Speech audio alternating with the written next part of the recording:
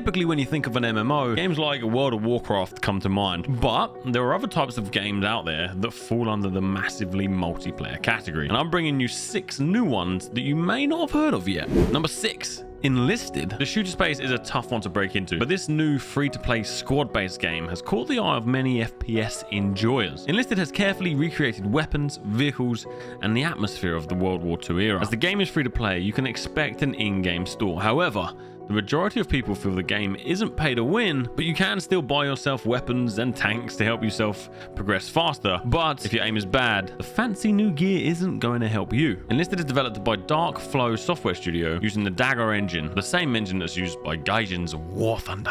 Number 5. Palia. This free-to-play community MMO is set in a cozy and welcoming world where you can fish, forage, hunt, mine, catch bugs, cook, decorate your house, and tend to your garden. The focus of this game is really to meet new people, relax in the world, and build a friendly community. It's currently in alpha testing, but you can apply to join over on their website. It's set to release on all consoles, but the testing is being done on PC. Palia won't be entirely free of conflict, but combat is not the core focus of the game. Palia will, however, have some competitive elements which will blend nicely, such as afternoon card games and racing on the beach. Number 4. Fractured Online. Fractured has described itself as an online dynamic open world sandbox MMORPG. The more I dig deeper into the game, the more I'm kind of excited by it. The graphics and the UI I do feel are outdated, and you get your typical vertical and horizontal character progression, but there is one big feature that I think you might enjoy.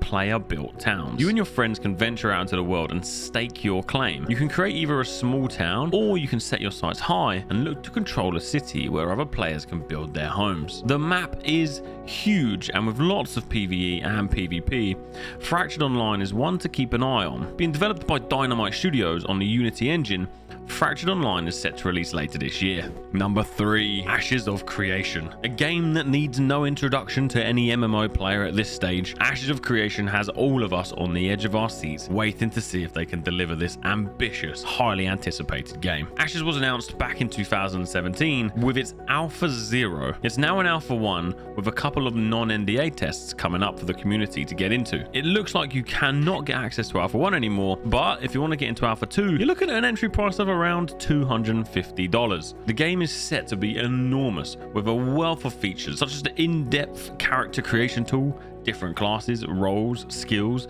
beautiful landscapes with compelling lore, quests, dungeons, raids, open world bosses, open world PvP, guild castles, huge castle sieges, caravan transport systems, mounts, mules, dragons, and player housing. I'm sure I missed out on some features, but my god, I'm excited for Ashes of Creation.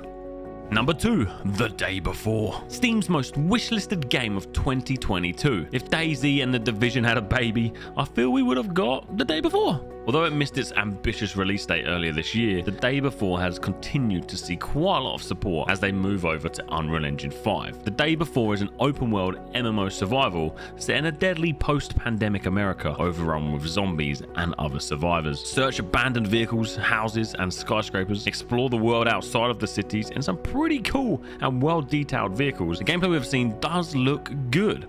The gunplay looks smooth, but whoever was showing off the game had kind of a potato aim, and the movement seemed quite robotic. Now, I'm not sure if this is the way the game is or how the player was. Either way, any fan of a zombie survival game is going to want to get their hands on this one. The Day Before is set to release on PC, PS5, and Xbox on March the 1st, 2023.